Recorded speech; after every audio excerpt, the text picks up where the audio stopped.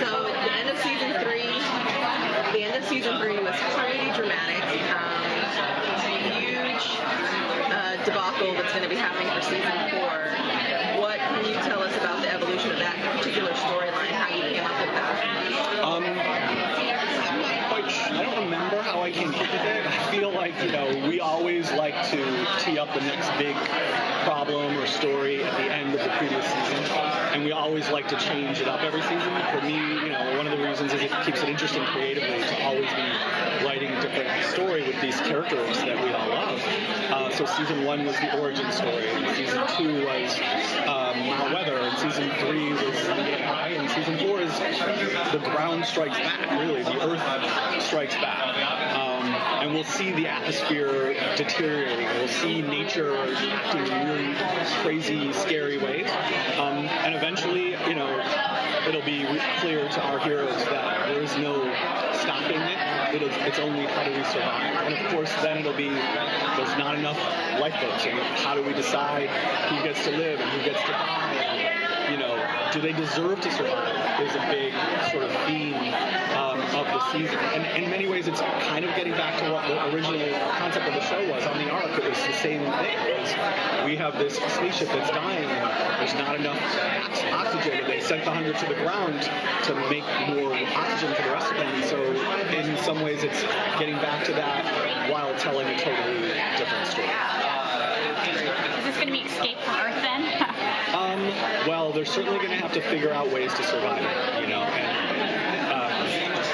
there's a lot of different options on the table. I don't think there's any one way. I think a lot of people won't survive it. And, it's the first time they've faced an enemy that they can't beat, that doesn't have a face.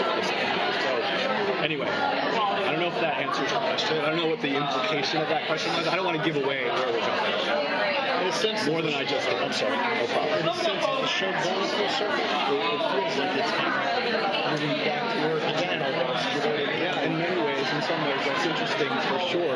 We're talking about they thought the Earth was not survivable up on that spaceship for 100 years. They sent these kids to the ground. They realized that it was, and it turns out only to have been like a window of survivability. And then once these nuclear reactors finally melt down, and we schmines our way into believing that. Once that happens, the Earth won't be survivable. So it does come full circle in that regard.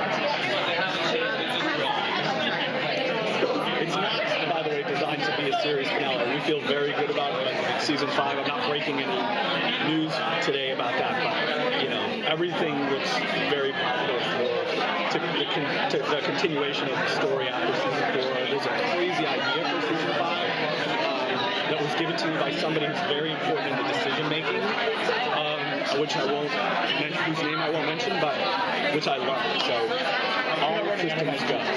We're not running out of ideas. The world is rich. There's a ton of great characters, lots of new characters coming in, some fan favorites that we met last season coming back. So it's going to be a good season. I'm excited about it. Is there a chance to see Luna again? Luna? Yeah, she's on stage out on the world. Luna will be back this season. What about Rome? I don't want to talk about that. I have a fan question from the 100 fan tour. How many new Grounder clans will we meet in season 4?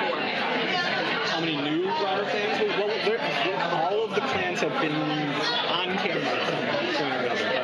We definitely are going to meet or get to know someone from, it's called Trishana Crew, which is like Tree Shine. It's the Glow Forest clan.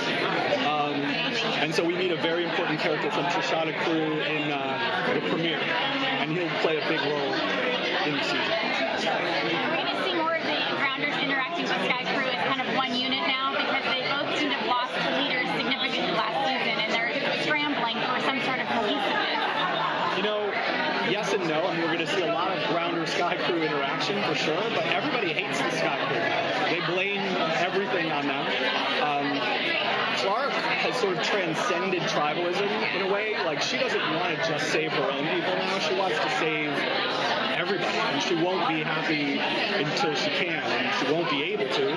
So that'll be a problem for her. And she'll be working against, I think, one of the things that I want to illuminate with the story is it is human instinct. We all rally around ourselves when our families, our countries, when stuff gets hard. So within a clan, you'll see like a rallying around the flag effect.